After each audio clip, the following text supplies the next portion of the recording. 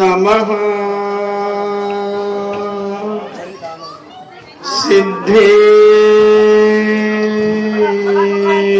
सिद्धेभ्यः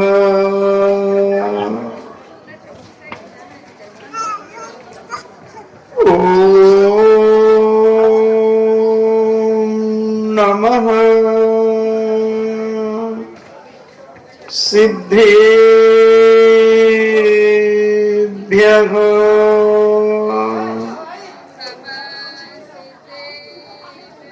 ॐ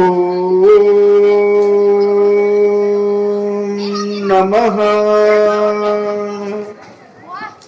सिद्धेभ्यः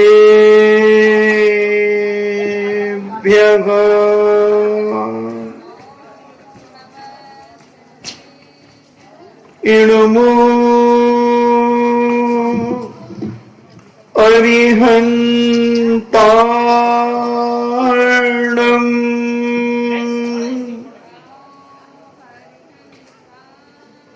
इणुमो सिद्धार्णम्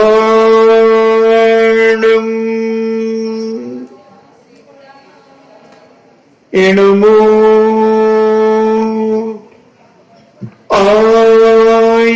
आयर्याणम्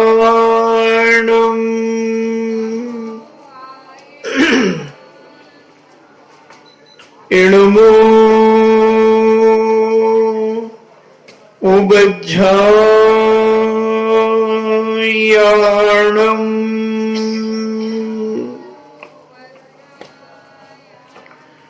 इणुमो लोए सब्बे साभूणम्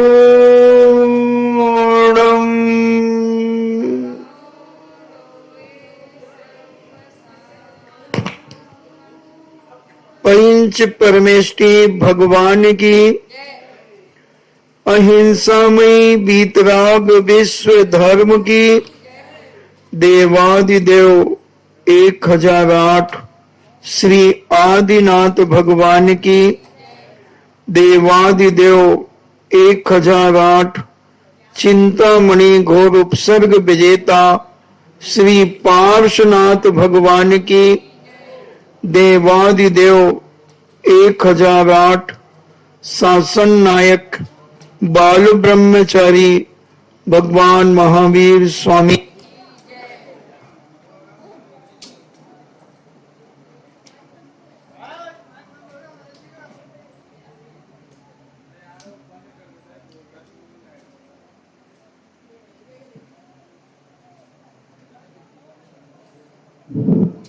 परम पूजनीय आचार्य श्रोमणि गुरुवर श्री विद्यासागर जी महामुनिराज की परम पूजनीय निर्व्यापक श्रमण मुनि श्री सुधा सागर जी महाराज की परम पूजनीय 3,9 करोड़ महामुनिराजों की तपोदय अतिशय क्षेत्र की उत्तम आर्जो धर्म की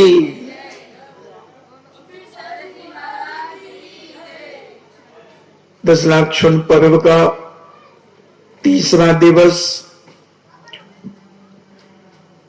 जिसे हम आर्जो धर्म कहते हैं। बहुत सारे बच्चों के नाम भी आर्जो होते हैं। आर्जो नाम रखना तो बहुत सरल है, मगर आर्जवता उनके अंदर आना बहुत कठिन है। अगर ये आर्जव उनके अंदर प्रवेश कर जाए तो नाम सार्थक हो जाए।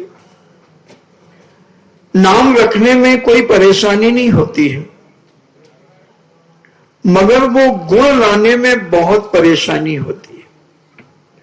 आदमी चाहता तो है कि हम बहुत सरलता से अपना जीवन जिए, मगर वो सरल हो नहीं पाता। मैंने देखा जिसकी आत्मा में ये धर्म प्रवेश कर जाता है, वह जटिल से जटिल समस्याओं में भी सरल रहता है। और जो जीव मिथ्या दृष्टि है, उसके क्षण क्षण पर उसके अंदर कुटिलता होगी, छल कपट होगा, धोखाधड़ी होगी, लोगों को बेवकूफ बनाने की कला उसके पास बहुत जोरदार होगी, बहुत जोरदार होगी। आपने बगुला को देखा होगा। बगुला, हम तो जंगल जाते रहते हैं, नदियों के किनारे भी जाते हैं, तो हम देखते हैं कि बगुला आंख बंद करके ऐसे खड़ा हो जाता है जैसे हमारे पूज्य महातपस्वी मुनिराज कायोत्सर्ग में खड़े हो जाते हैं। कायोत्सर्ग का मतलब होता है काय से उत्सर्ग कर लेना, इन्हें काय से ऊपर उठ जाना, अपने आप में लीन हो जाना। ऐसा वह बगुला आप सब जानते हैं, और नगर नहीं जानते हो तो यहां से थोड़ा सा 2-2.5 किलोमीटर आप जाएंगे तो नदी है, उस नदी के आसपास बहुत सारे बगुले होते हैं, और वह बगुला एक टांग से खड़ा रहता है।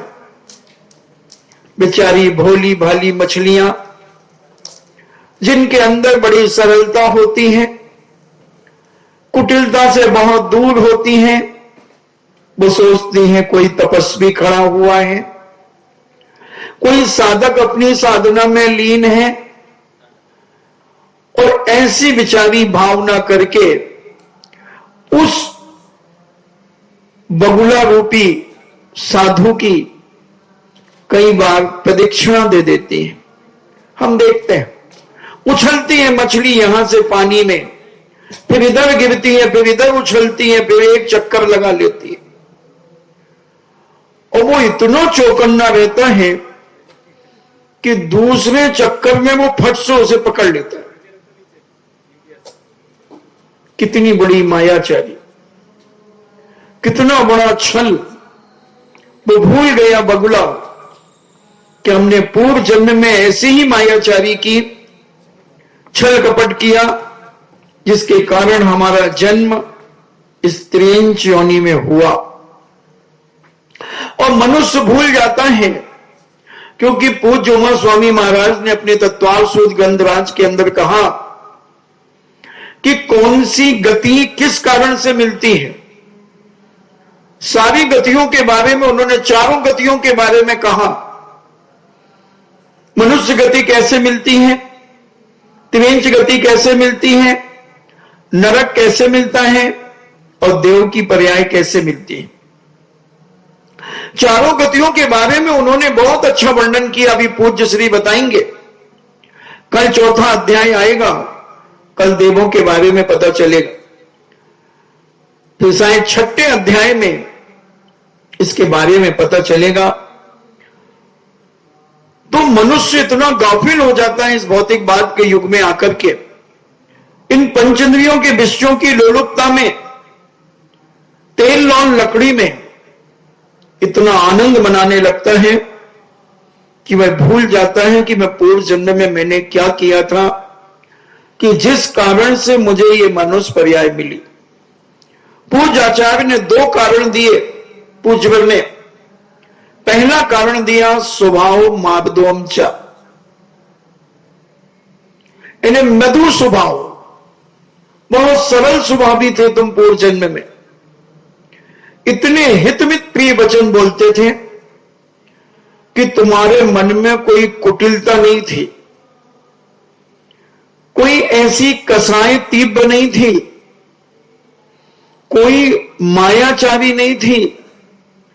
इतना सहज स्वभाव था तुम्हारा कि एक बार जो तुमसे मिल लेता था वो बार बार मिलने की इच्छा करता था कि भैया कितने अच्छे व्यक्ति हैं वो, उनके पास जाने पर बड़ा आनंद महसूस होता है, आह्लाद होता है, और बहुत अच्छी अच्छी वार्तालाप करके वो हमारे जीवन को संबोधित करते हैं। ऐसा तुम्हारा प्रभाव था, ऐसा तुम्हारा स्वभाव था। इतने सरल स्वभावी थे जैसे छोटे छोटे नन्हे मुन्ने बच्चे सरल होते हैं। उनके अंदर कोई कुटिलता नहीं होती, कोई कुटिलता नहीं होती। और इतने सरल स्वभावी होने के बावजूद तुमने इस मनुष्य पर्याय को पाया। मिलेच खंडों में पैदा नहीं हुए तुम विदेशों में पैदा नहीं हुए, तुम इस आर्यखंड में पैदा हुए। आर्यखंड में जम्बू द्वीप में पैदा हुए, जम्बू द्वीप के इस भरत क्षेत्र में पैदा हुए। कितना पुण्य तुम्हारा उस एक स्वभाव के माध्यम से। तुमने अपने स्वभाव को इतना सरल बना करके रखा और उसके कारण हमने और तुमने ये मनुष्य पर्याय को पाया। बहुत पुण्य से पाया बंधु। और तुम इतने अच्छे कुल में पैदा हुए जहां कोई मांसाहार नहीं है, कोई शराबखोरी नहीं है, कोई जुआ जक्कड़ नहीं है, कोई ऐसा पाप का धंधा भी नहीं है। कुछ तो नहीं है, मगर इस दुनिया में आकर तुम ये मायाचारी कहां से सीख गए? ये मायाचारी कहां से सीख गए? और इस मायाचारी ने तुम्हारी जिंदगी को ऐसा कुटिल बना दिया। कुटिल कहां से सीखी तुमने? अल्प आरंभ और अल्प परिग्रह से भी तुमने इस मनुष्य पर्याय को प्राप्त किया। पूज्य ब्रह्मा स्वामी महाराज ने, मैंने कहा ना, 2 कारण दिए उन्होंने, 2 कारण दिए इस मनुष्य पर्याय को पाने के। स्वर्ग में जाने के भी कारण दिए, बाल तपांसी देवस से। तुमने थोड़े बहुत भी अगर तप किए, मिथ्या दृष्टि के साथ भी अगर तुमने तप किए हैं, तो तुम 12वें स्वर्ग तक जा सकते हो। और अधिक क्रोध कसाएं की हैं तो तुम नरक में भी जा सकते हो।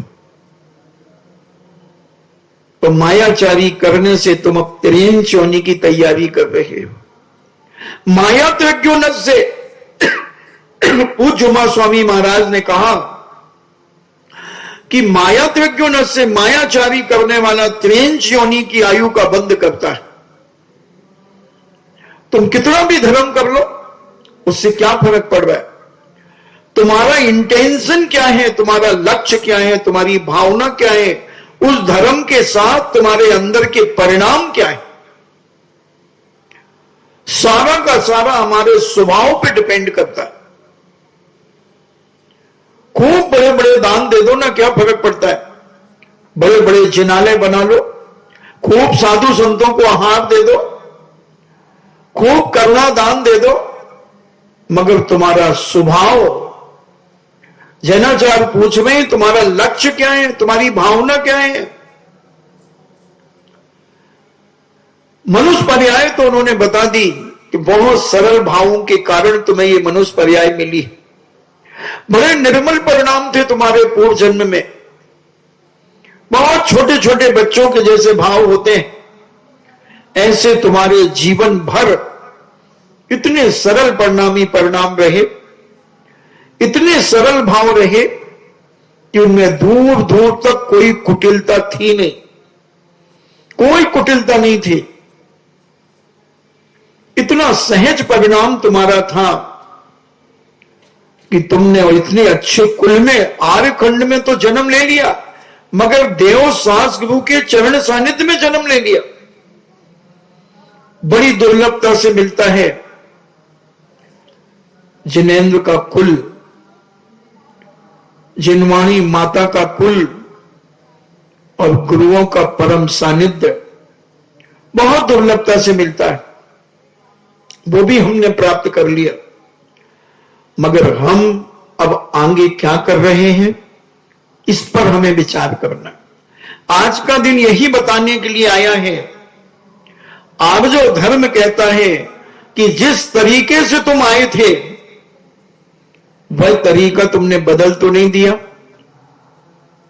जिस कारण से तुमने मनुष्य पर्याय पाई है वो कारण को तुमने मिटा तो नहीं दिया, उस कारण को तुम भूल तो नहीं गए। अगर भूल गए हो तो लो, मैं आज और धर्म बन करके तुम्हारे जीवन को समझाने के लिए आया हूं, तुम्हें झंकोरने के लिए आया हूं कि तुम यहां से मर करके दुर्गति मत चले जाना, विनाश मत कर लेना इस मनुष्य पर्याय के माध्यम से। बहुत दुर्लभ है ये मनुष्य पर्याय, बहुत दुर्लभ है। 2000 सागर पर्यंत में, 2000 सागर वर्षों में मात्र 48 भाव मिलते हैं मनुष्य पर्याय के, जिसमें 16 पुरुष के मिलते हैं, 16 स्त्री के मिलते हैं और 16 किन्नर के मिलते हैं, नपुंसक के मिलते हैं।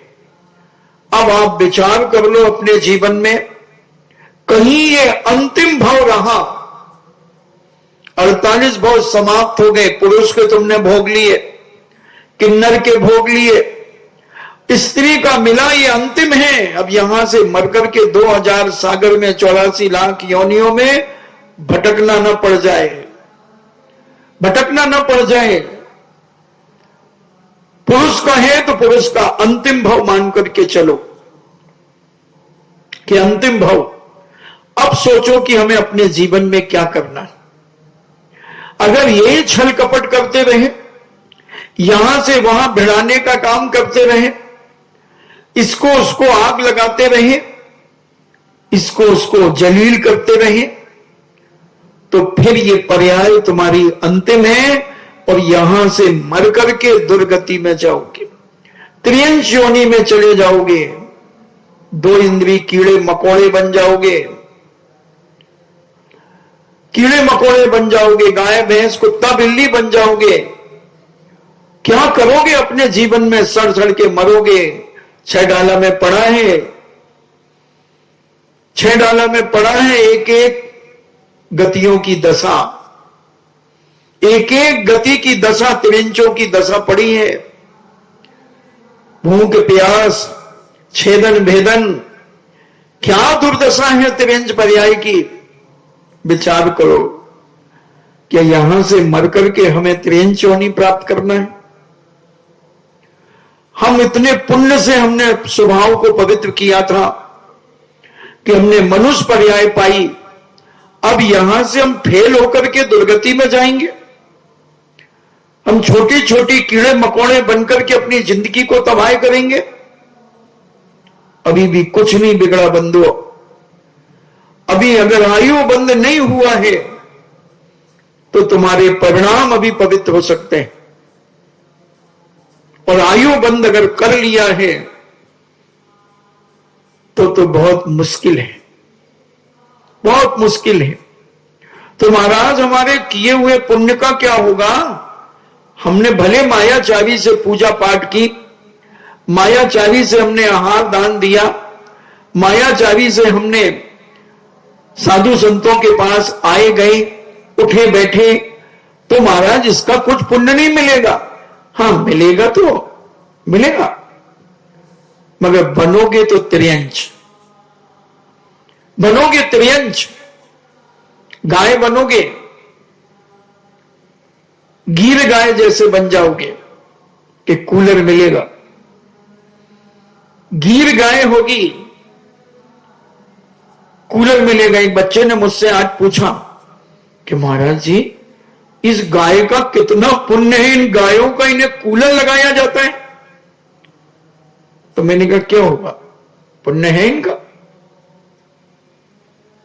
बिना पुण्य के वो क्षेत्र पे आई नहीं, बिना पुण्य के जैन के यहां आई नहीं। और ये तो रहीस गाय है, गीर गाय तो रहीसों की गाय है, साधारण गाय नहीं है ये, साधारण गाय नहीं है। बड़े बड़े सेठों के यहां ऐसी गाय होती हैं। अशोक पाटनी के यहां बताते 10 गाय हैं, 150 लीटर दूध निकलता है 10 गायों का। और क्या ठाट है उन गायों के। ये सब पुण्यात्मा जीव हैं,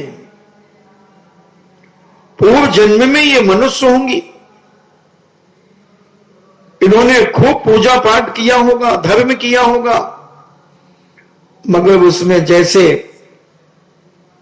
एक महिला ने बहुत अच्छी खीर बनाई, बहुत अच्छी खीर बनाई, गेहूं की खीर बनाई। कितनी मेहनत की, गेहूं की खीर बनाना कोई मामूली बात नहीं है।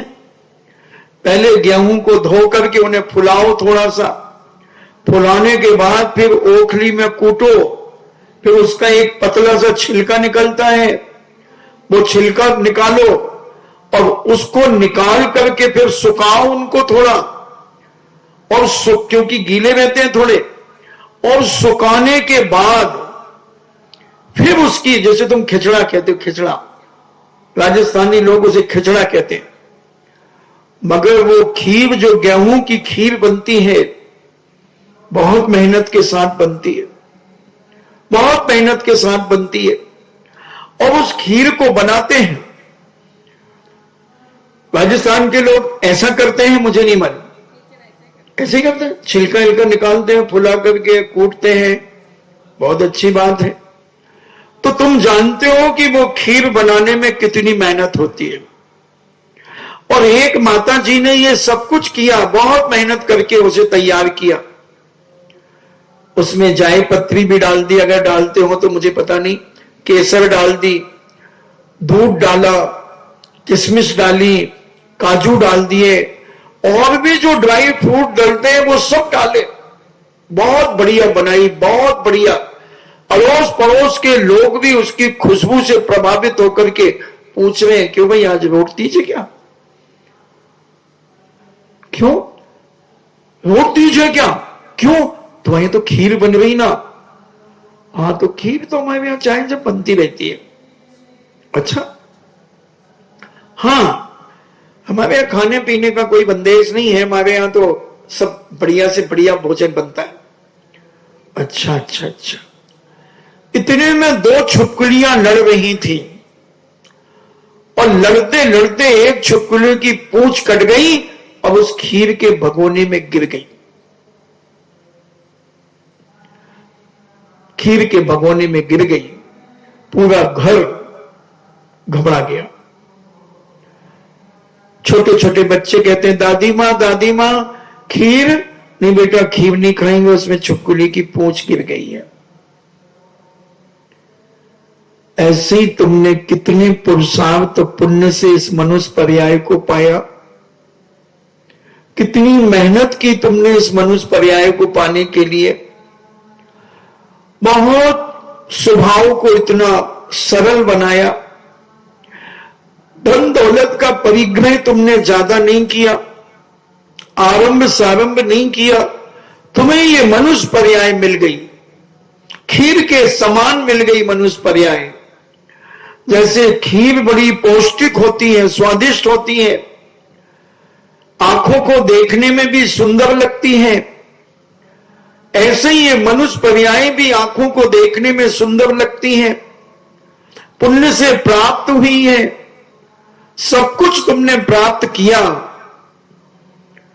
मगर मनुष्य पर्याय पाने के बाद, होश संभालने के बाद, जैसे ही तुम थोड़े बड़े हुए, समझदार हुए, तो मायाचार रूपी पूंछ, छुपकली की पूंछ तुम्हारे अंदर गिर गई। अब तुम अपनी जिंदगी को बेकार कर रहे हो, इस मनुष्य पर्याय को बेकार कर रहे हो, जैसे वो खीर बेकार हो गई, कोई खाने लायक नहीं रही। किसके खाने लायक रही? कुत्तों के, बिल्ली के, यानी जो मांसाहारी जानवर हैं उनके काम आएगी वो खीर, क्योंकि उसमें मांस गिर गया है, जहर गिर गया उस छुपकली का। ऐसे ही तुम्हें त्रियंच बनने का जहर तुम्हारी इस आत्मा में गिर गया, इस अंतर भावना में तुम्हारे अंदर छल कपट रूपी जहर उसमें प्रवेश कर गया। अब तुम यहां से मर करके अगर मायाचारी तुम्हारी चलती रही और आयु बंद का समय आ गया, तो तुम्हें त्रियंच आयु का बंध होगा। त्रिंच आयु का बंध होगा। तो महाराज हमारे पुण्य का क्या होगा जो हमने थोड़ा थोड़ा पूजा पाठ की है, हमने आहार दान दिया है, थोड़ा दान भी दिया है, थोड़ा हमने छल कपट से रहित भी जीवन जिया है। हाँ, उसका पलड़ा जिसका भारी होगा, अगर मायाचारी का पलड़ा भारी रहा तो बढ़िया गीर गाय बनोगे, गीर गाय बनोगे और बढ़िया कूलर लगेगा, कूलर तो लगेगा मगर कहलाओगे क्या? गाय।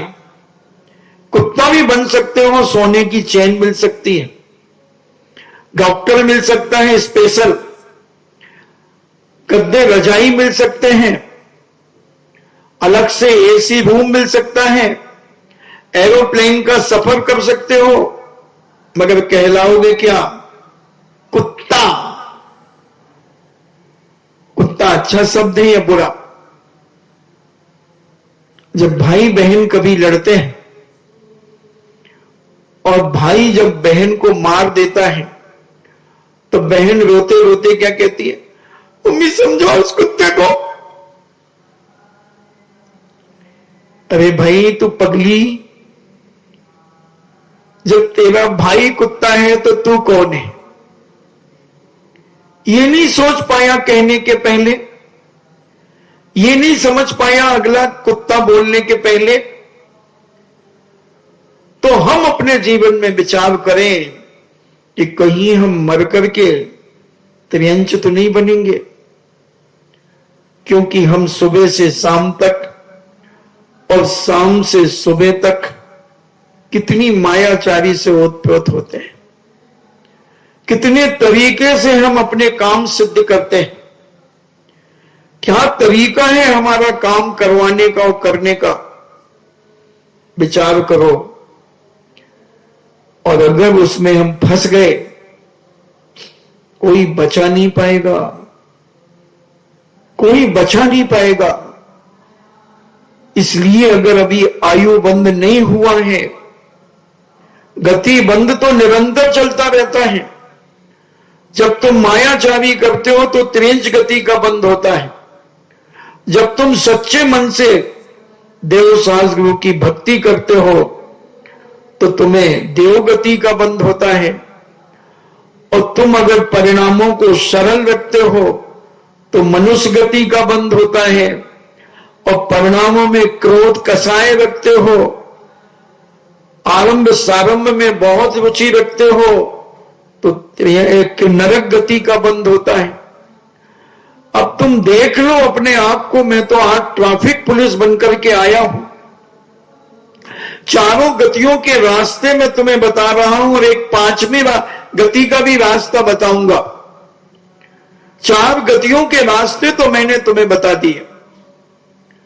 पांचवा पंचम गति जो है वह मोक्ष की गति है। मोक्ष गति को प्राप्त, मुक्ति की गति है। अगर उसको चाहते हो तो सबसे पहले आज इस माया कसाय को निकालो, अपने अंदर से छल कपट करना निकालो और अपने आप का शुद्धिकरण करो। अपने आप को समझने का प्रयास करो कि हमने कितनी दुर्लभता से इस मनुष्य को पाया है। छैडालाकार ने एक एक नस नस बता दी तुम्हारी जिंदगी की, जीवन की। कितनी दुर्लभ है ये मनुष्य पर्याय, और इसे हम पाप की नाली से बहा रहे हैं। हम संसार बढ़ा करके इसे गर्त में ले जाने का रास्ता खोज रहे हैं। समझना है हमें अपने जीवन में, और नहीं समझे तो बहुत गई रही थोड़ी थोड़ी भी अब जाए। और जब थोड़ी जाएगी तो तुम्हें कौन बचा पाएगा? कौन बचा पाएगा? इसलिए अपने अंदर से अपनी गलतियों का एहसास करो। दूसरों को ठगने का प्रयास मत करो, दूसरे को लूटने का प्रयास मत करो। एक चिरौंजा बाई जी हुई हैं जिन्होंने गणेश प्रसाद जी को गोद लिया था। गणेश प्रसाद जी जन्म से जैन नहीं थे, ब्राह्मण थे, और वो बहुत अच्छे विद्वान बने। तो उस समय 4 आने 6 आने किलो अनार मिलते थे और गणेश प्रसाद जी जिस दुकान से अनार लाते थे वो अनार वाला इनको 12 आने 13 आने किलो अनार देता था और 4 आने 6 आने अच्छे से अच्छा अनार 6 आने किलो। 6 आना यानी 37 पैसे किलो। 6 आने का मतलब है 37 पैसे। और एक दिन चिरौंजा बाई जी ने कहा कि गणेश बेटा तुम अनार कहां से लाते हो? तुम 12 ना 13 आना किलो लाते हो, यहां से ठेले निकलते हैं तो वो 4 आने 6 आने किलो अनार देते हैं, तुम्हें ठग लेता है बेटा वो। तो वो कहते हैं बाई जी वो ठगता है ना मुझे, मैं तो नहीं ठगता ना उसे। देखना कितने सरल परिणामी थे। बाई जी वो मुझे ठगता है तो उसकी दुर्गति होगी और मैं तो ठगा नहीं जाता, वो मुझे ठग रहा है। मैं तो ठगता ही नहीं किसी को, मैं तो कुटिलता करता ही नहीं किसी के साथ। वो जो मांगता है मैं उसे दे देता हूं। अब ये पाप उसके खाते में जाएगा बाई जी, उसकी दुर्गति होगी, वो त्रियंच बनेगा, वो कुत्ता बनेगा, वो उल्लू बनेगा। हम क्या कर सकते हैं? मेरी दुर्गति तो नहीं होगी ना बाई जी। लेता है, कोई जन्म का देना होगा उसको, हमें उसका देना होगा तो वो इस बहाने ले लेता है। कितने सरल परिणाम। ऐसे व्यक्ति अपनी गति को सुधार लेते हैं, अपनी गति को प्रगति कर लेते हैं। बहुत भोले थे गणेश प्रसाद बर्णी, बड़े सरल परिणामी थे मगर न्यायाचार थे। एक बार उनसे किसी ने पूछा कि बर्णी जी महाराज आप भिंडी खाते हो? भिंडी खाते हो? बोले हां भैया खाते हैं। तो बोले नहीं खाना चाहिए आपको? हां। बोले नहीं तो खाना चाहिए मगर मुझे अच्छी लगती है तो मैं खा लेता हूं। कितने सरल भाव, कितने सरल भाव, कितनी पवित्रता, कहीं से कुंठितता नहीं, कुटिलता नहीं, छल छलावा नहीं। इसलिए मैंने कहा था मेरी जीवन गाथा जरूर पढ़ना चाहिए सबको। गणेश प्रसाद बर्णी की जीवन गाथा बड़ी मार्मिक है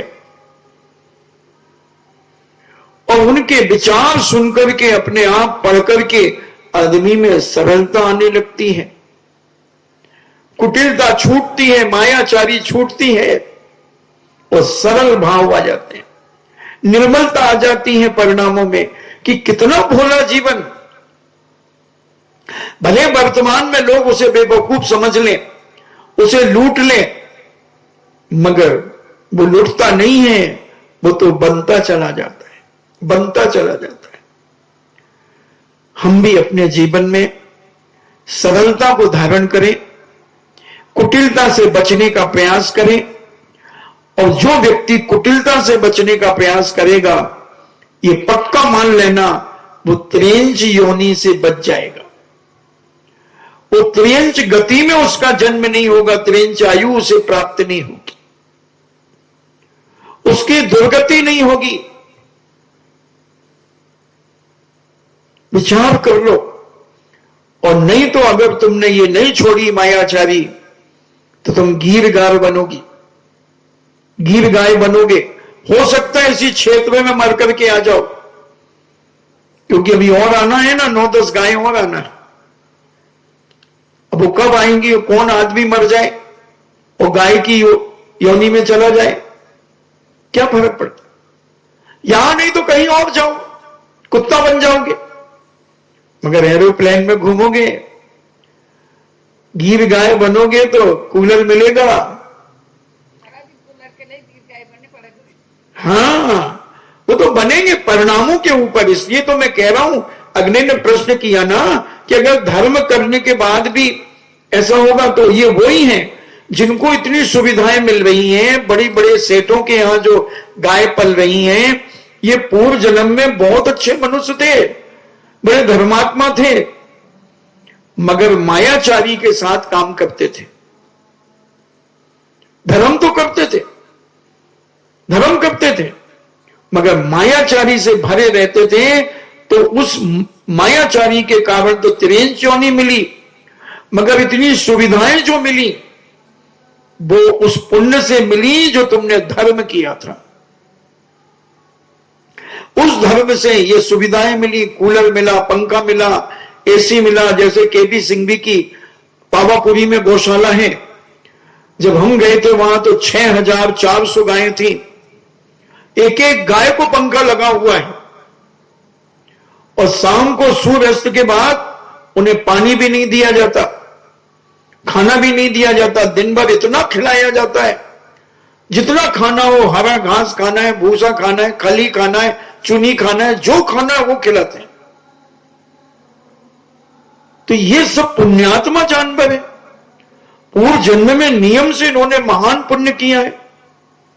बिना पुण्य के तो कुछ मिलता ही नहीं।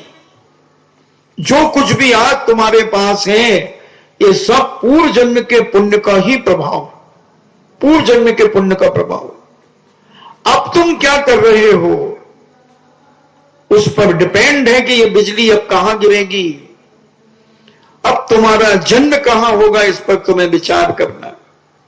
अगर सदगति पाना है अपने जीवन में, या पुनः मनुष्य से मनुष्य पर्याय पाना है, तो भी मायाचारी छोड़ना पड़ेगी, मायाचारी छोड़ना पड़ेगी। और इस पुण्य के प्रभाव से तुम अगर मायाचारी छोड़ दोगे तो देव की पर्याय को प्राप्त करोगे। देव की प्राप्त को, भले तुम सम्यक दृष्टि ना रहो, मिथ्यात्व के साथ भी तुम पूजा पाठ कर रहे हो, तो देव की पर्याय को प्राप्त हो जाओगे। और मिथ्या दृष्टि हो तो भी देव की पर्याय को प्राप्त होगे। और अगर मनुष्य आयु का बंद कर लिया और फिर सम्यक दर्शन प्राप्त कर लिया, तो भोग भूमि में जाकर के जन्म लोगे, भोग भूमि में जन्म लोगे। और मायाचारी में त्रियंच आयु का बंद कर लिया और फिर सम्यक दर्शन प्राप्त कर लिया, सच्ची पवित्रता भाव हो गए, तो भोग भूमि के त्रियंच बनोगे। मैं तो आज सब जगह के रास्ते बता रहा हूं, कहां किसको जाना है, क्योंकि ये मायाचारी हमारी जिंदगी की बहुत खतरनाक वस्तु है। इसलिए अपने परिणामों को इतना सरल बना लो, कुटिलता से बचो, कुटिलता से बचो। एक बिल्ली एक सेठ जी के यहां पर एक मटकी थी, उस मटकी में दूध रखा था, मटकी का मुंह छोटा था। जैसे तैसे बिल्ली ने उस मटकी में मुंह डाल दिया और दूध पीने लगी। इतने में सेठ जी आ गए और सेठ जी को आते देखकर वो घबरा गई। उसने जैसे तैसे मुंह निकालने का प्रयास किया, मुंह निकालने का प्रयास किया तो उस मटकी की ऊपर का जो गला होता है वो टूट गया और बिल्ली के गले में लटक गया। अब उस लटकते हुए मिट्टी का जो, समझ तो गए ना, सुराही का गला होता है जो मटके का है, हाँ, ऊपर का गोल जो होता है वो थोड़ा मोटा सा होता है, वो लटक गया। अब वो बिल्ली दौड़ने में असमर्थ हो गई, धीरे धीरे चल पा रही है। अब उसकी स्थिति मरणासन जैसे हो गई। इतने में उसने देखा कि एक बहुत बड़ा चूहों का बिल है और उस बिल के पास वो धीरे धीरे पहुंच गई। और चूहे जब आ रहे थे शाम को लौट करके, तो बिल्ली को देख करके चूहे लौटने लगे, भागने लगे। तो बिल्ली कहती, कहां भाग रहे हो, आ जाओ अपने बिल में। तो चूहे कहते, नहीं आएंगे हम, तुम्हारा और हमारा तो जन्मजात बैर है। तुमने हमारे कितने भाइयों को खाया है, कितने पिताओं को, कितनी माताओं को तुमने खाया है, तुम बहुत निकृष्ट हो। बिल्ली कहती, बिल्कुल ठीक कह रहे हो भैया, मैं बहुत बेईमान हूं, मैंने बहुत तुम्हारे वंश का विनाश किया है, मैंने बहुत चूहे खाए हैं, तुम ठीक कह रहे हो। मगर सुनो, अभी अभी मैं तीर्थ वंदना के लिए गई थी, तीर्थ वंदना के लिए गई थी, सारे तीर्थ वंदना की मैंने, जैन अजैन सभी के मंदिरों की तीर्थ वंदना की। बनारस भी गई तो पता चला कि वहां जैनियों का एक आगे सम्मेद शिखर सिद्ध क्षेत्र है, तो मैं वहां भी चली गई। पावापुरी भी गई, राजगिरी भी गई, गया बौद्ध भी गई, चंपापुर, पावापुर, भागलपुर सब गई। और मैं कई बार स्नान करके गंगा से, इलाहाबाद की गंगा में नहा करके आई। तो लोगों ने मुझे, देखो ये मालती के फूलों की जैसे माला ये पहनाई है। मैं पापिन तो थी, इसमें कोई दो मत नहीं है भैया, मगर मैंने अब सब हिंसा करना छोड़ दिया है, पाप करना छोड़ दिया है, जीवों को मारना सताना सब छोड़ दिया है। चूहों ने सोचा आदमी सुधर तो जाता है, सुधर गई होगी, इसके परिणामों में निर्मलता आ गई होगी। और बोले भैया अब तो क्या है, मरणासन अवस्था है, बुढ़ापे का शरीर है, तो मैंने सोचा कि कम से कम अब धर्म ध्यान करना चाहिए। कौन कह रहा है? बिल्ली कह रही है, बुढ़ापे का शरीर है, अब धर्म ध्यान करना चाहिए, और आ जाओ, मैं बिल्कुल किसी को नहीं मारूंगी। और बेचारे चूहे अपने बिल में आने लगे, जाने लगे, जाने लगे।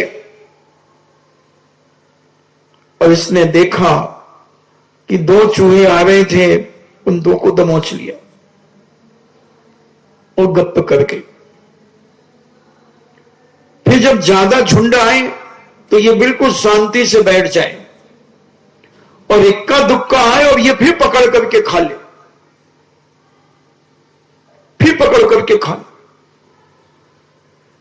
ऐसा कर लिया उसने। जब चूहे सब अंदर पहुंच गए, सारे चूहे जब अंदर पहुंच गए, तो चूहों ने गिनना शुरू किया, सब गिने।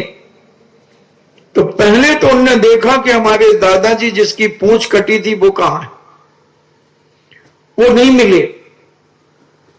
और गिनती करी तो 4-5 चूहे कम निकले। बोले अरे वही पापिन धर्मात्मा खा गई। उपाधि देखना, पापिन धर्मात्मा,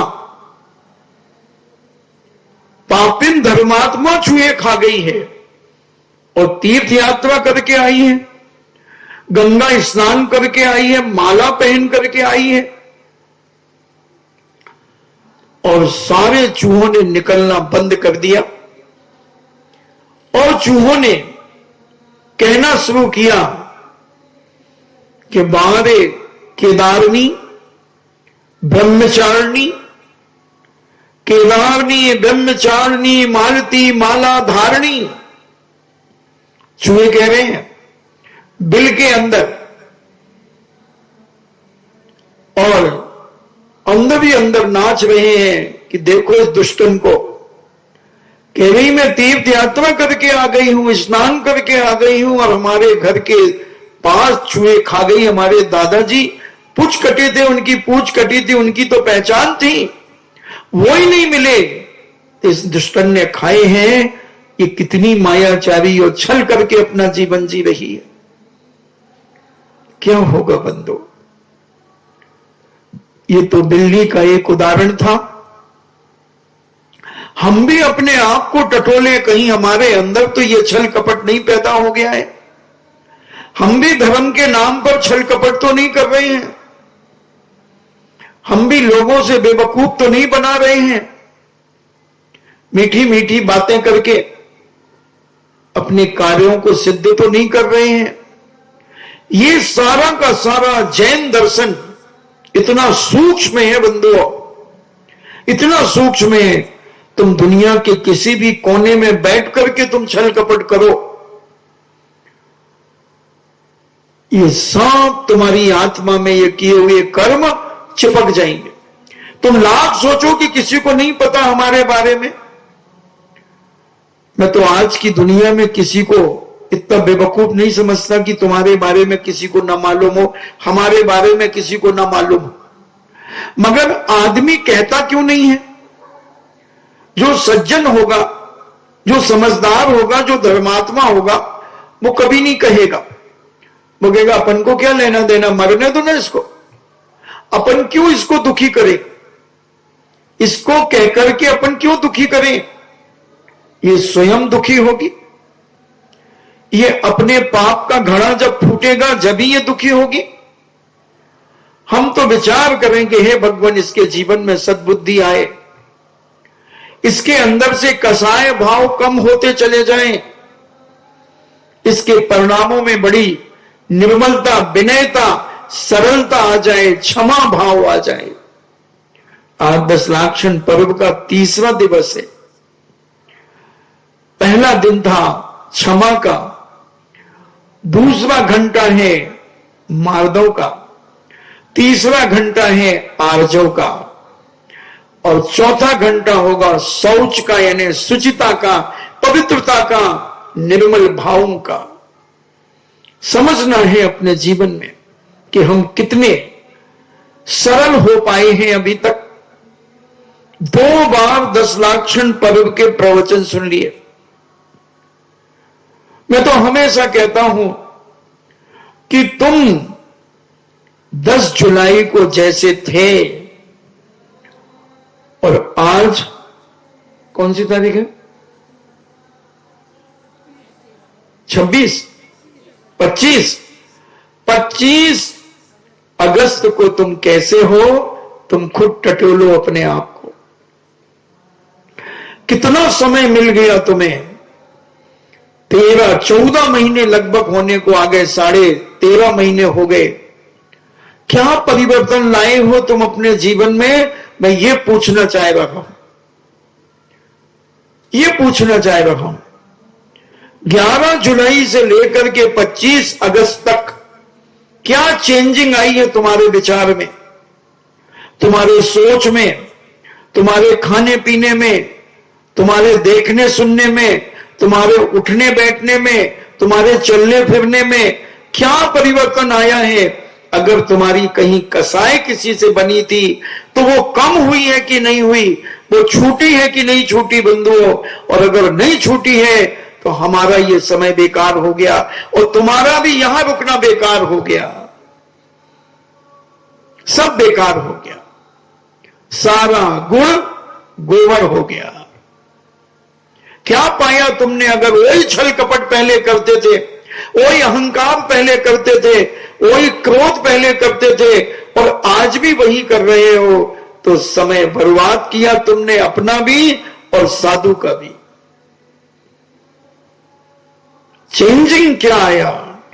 संत समागम की यही तो सार्थकता है कि भले वो संत ना बने मगर संतोषी अवश्य हो जाता है।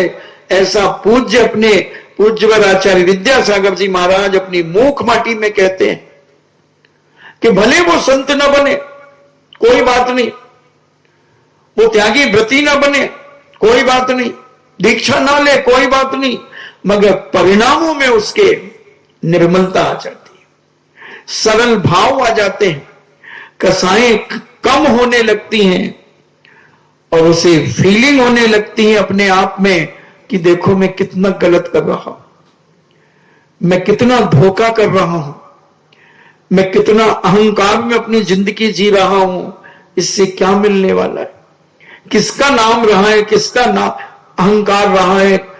भरत चक्रवर्ती जैसों का जब अहंकार नहीं रहा तो हम क्या हैं, क्या है हम, क्या है हमारी औकात। ऐसे परिणाम जब आते हैं एक धर्मात्मा के, तब उसके अंदर परिवर्तन आना शुरू होता है। सोचें हम अपने आप को संभालें, नहीं तो बंधुओं कुछ नहीं है। केवल एक अहंकार हो जाएगा कि हमारे यहां 15 महीने रुके, हमारे यहां 15 महीने रुके, उससे क्या कर लिया तुमने। वही रहा कौआ वेद पढ़ाए के पढ़ गो चारों वेद, और जब आई सुत जात की रहो धेड़ को धेड़, रहो धेड़ को धेड़। अगर परिवर्तन नहीं आया है हमारे जीवन में, तो बंधुओं तुमने अपना समय बर्बाद किया है, और साधु का समय भी बर्बाद किया है। घर बार छोड़ा, परिवार छोड़ा, और फिर भी हम वैसे ही के वैसे ही, हमें कोई परिवर्तन ही नहीं आया। और जिसमें आया है उसके अहोभाग, बड़ा पुण्यशाली, बड़ा सौभाग्यशाली। थोड़ा बैठा करो, दिन भर इधर उधर की बातों में मत उलझा करो। 5 मिनट कम से कम शांति से बैठकर अपनी दैनिक चर्या पर विचार किया करो कि आज मैंने दिन भर में किस किस के साथ क्रोध किया है, किस किस को सताया है मैंने, किस किस को मानसिक सताया हो, वाचनिक सताया हो, काय से सताया हो। ये अपने आप को टटोलने का प्रयास करो बंधु। मैंने किसके सामने अहंकार दिखाया है, किसके सामने मैंने मत दिखाया है, किसके सामने मैंने ईगो दिखाया है, किसको नीचा दिखाने का परिणाम किया है। ये टटोला करो अपने आप को, पूछा करो अपने इस मन से कि तूने क्या किया है आज बता। तूने किन किन के लिए किन किन के लिए नम्रता प्रदर्शित की है, किसके प्रति तेरे नम्र भाव हुए कि केवल अकड़ करके ही रहता है जिंदगी में। पूछना चाहिए। 10 लाख क्षण पर इसीलिए तो आते, तुम्हारे हिसाब से आते, हमारे समाज से तो रहते। तुम कहते हो कि 10 लाख क्षण पर आते हैं, और हम कहते हैं 10 लाख क्षण पर रहते हैं, हमेशा रहते हैं। 1 सेकंड के लिए भी नहीं जाते कहीं पर, 1 सेकंड के लिए भी नहीं जाते। अभी मैं आपसे पूछ लेता हूं, अभी आपसे पूछता हूं, अगर कोई व्यक्ति तुम्हारे ऊपर क्रोधित हो जाए, तुम्हें गालियां बकने लगे, भयंकर उल्टा सीधा कहने लगे, बहुत क्रोधित हो जाए, और दूसरा आदमी उसको समझा दे कि भैया क्यों क्रोधित हो रहे हो, क्यों गालियां बक रहे हो, क्यों ऐसी बातें कर रहे हो, अपना साधारण ही भाई है। तो बोले अच्छा ठीक है, गलती हो गई मुझसे, मैं इनको क्षमा करता हूं, मैं इनको क्षमा करता हूं। तो ये क्षमा कहां से आ गई, ये तो चली गई थी क्षमा। बातें मत करो, ये क्षमा कहां से आ गई बताओ। मैं पूछ रहा हूं, अगर तुम्हारे धर्म आते और जाते हैं ये 10 लाख क्षण, तो फिर किसी ने समझा करके उसने तुमसे क्षमा मांग ली, तुमने उसे क्षमा कर दिया, तो ये क्षमा कहां से आ गई, मैं आपसे पूछना चाहता हूं। तुम अकड़ में चल रहे थे, अहंकार में चल रहे थे, क्योंकि तुम नए कपड़े पहने थे आज, तो तुम बड़े मदहोश होकर के चल रहे थे, किसी से टकरा गए, किसी से टकरा गए, छोटा बच्चा था वो गिर गया, तुमने कहा अरे बेटा तुम्हें लगा तो नहीं, बताओ कहां लगा, कहां लगा। बच्चा रो रहा था, तुमने उसे गोदी में ले लिया, तुमने उसे चूम लिया, तुमने उसे सहला दिया। ये नम्रता कहां से आ, तुम तो भी अकड़ में थे ना, मगर ये नम्रता कहां से आ गई, ये सरल तुम्हारे अंदर इतनी विनयशीलता कहां से आ गई।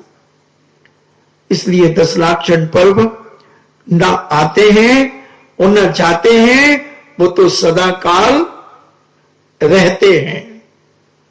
अब तुम कब उसे प्रयोग कर लो वो तुम्हारे ऊपर डिपेंड करता है। उसी प्रकार आपका समय होगा। तो आज आर्जव धर्म है सरलता, सरलता, कुटिलताओं से अपने जीवन को हटाओ, छल कपट मायाचारी से अपने जीवन को हटाओ, बनावटीपन से अपने आप को हटाने का प्रयास करो, दिखावा से अपने आप को हटाने का प्रयास करो। क्या दिखाओगे, क्या बनावटी जिंदगी जियोगे, सब जानते हैं। और तुम बनावटी जिंदगी जियोगे तो अगला आदमी जानेगा कि तुम ये बनावटी जीवन जी रहे हो। कितने सरल हो जाना। एक उदाहरण याद आ गया अभी अभी, ज्ञानोदय तीर्थ क्षेत्र में एक बालक आया, उसके पिताजी एक्सपायर हो गए थे कुछ महीने पहले, और पिताजी अकेले कमाने वाले थे, और 16 साल का 17 साल का बच्चा होगा, यानी ज्यादा से ज्यादा 11th 12th का होगा, और नारेली में आया और बोला ऑफिस कहां है।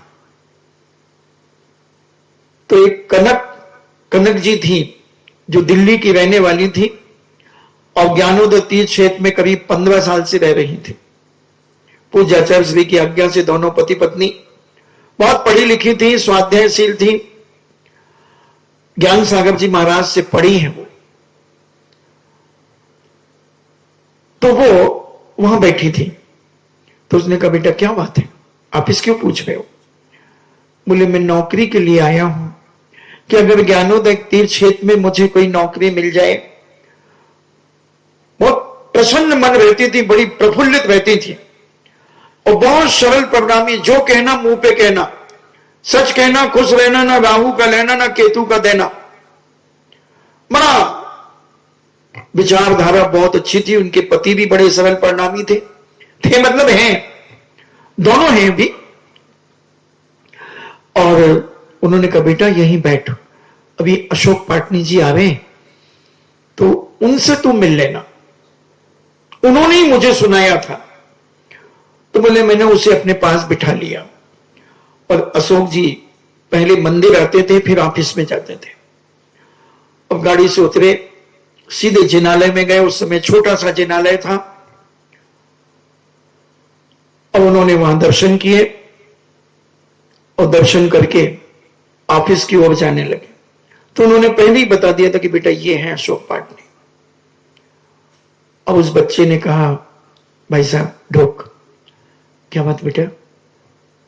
हम यहां नौकरी के लिए आए हैं, मेरे पिताजी एक्सपायर हो गए और अब कमाने का कोई जरिया नहीं है। अच्छा तो बेटा तुम्हारा तो अभी पढ़ने के दिन है। तो अंकल मैं अब कैसे पढ़ूंगा।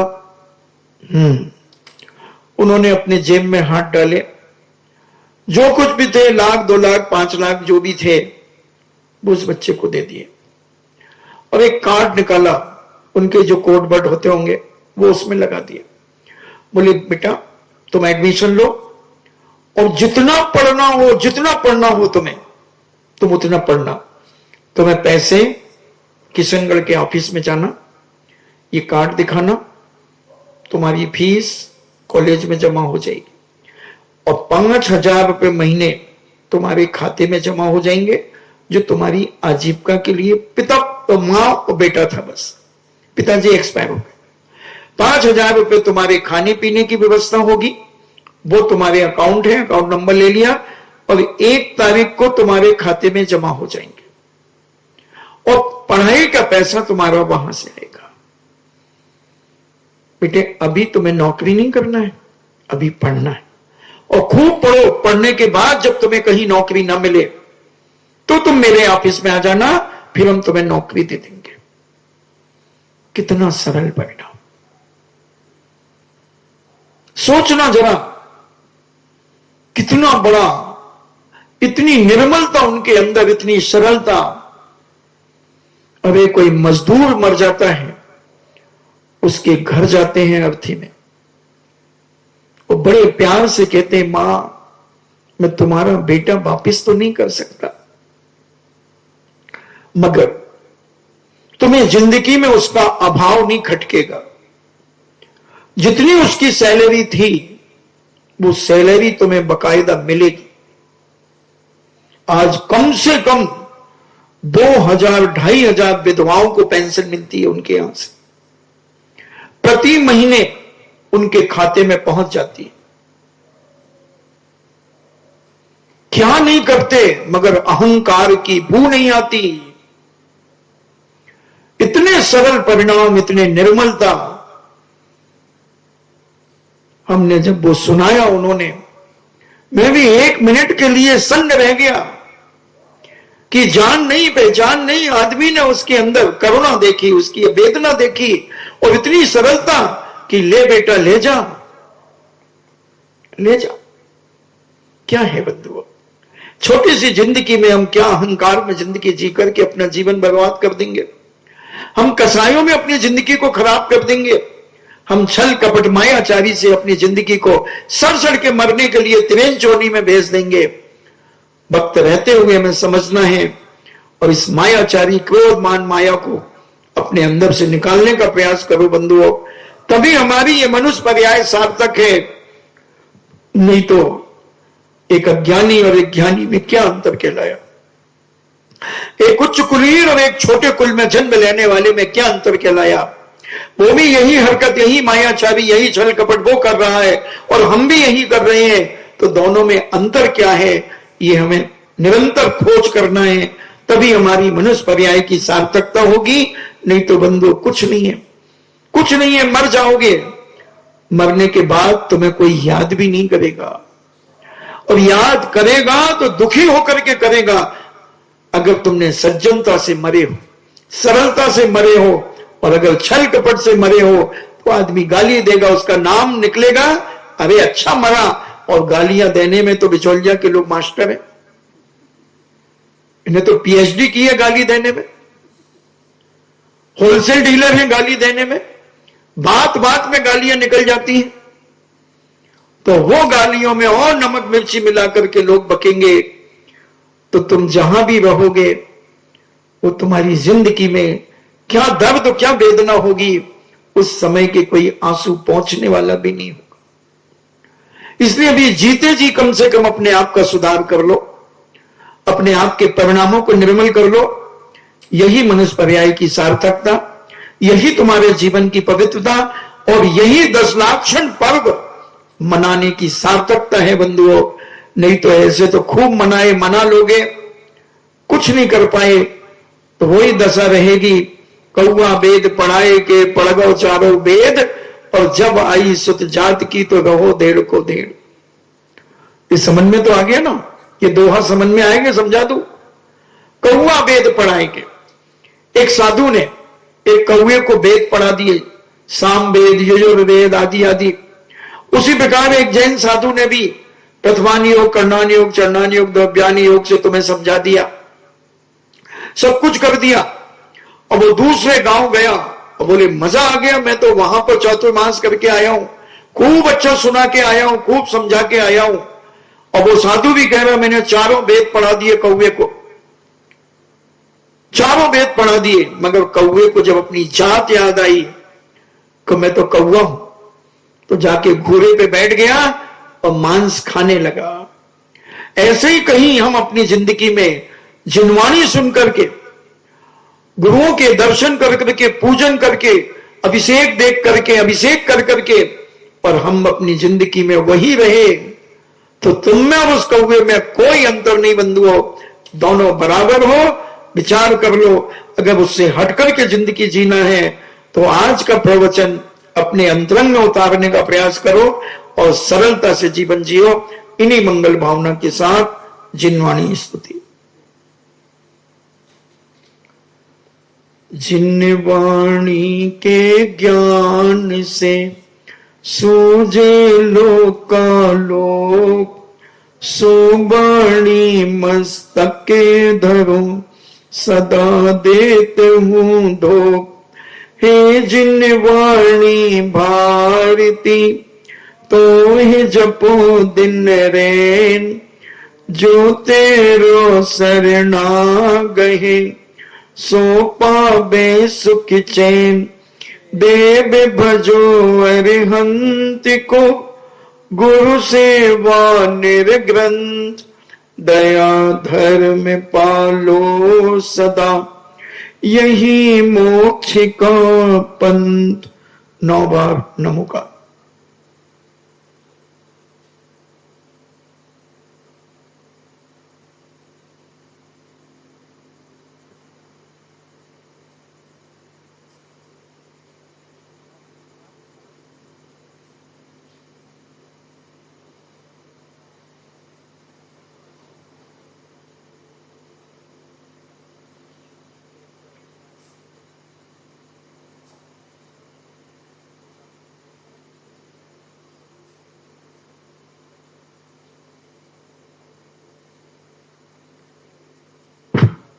परम पूजनी द्वादशांग जिनवाणी माता की। सुत देवता सुत देवता सुत देवता, जैनम जेतु शासनम, जैनम जेतु शासनम, जैनम जेतु शासनम।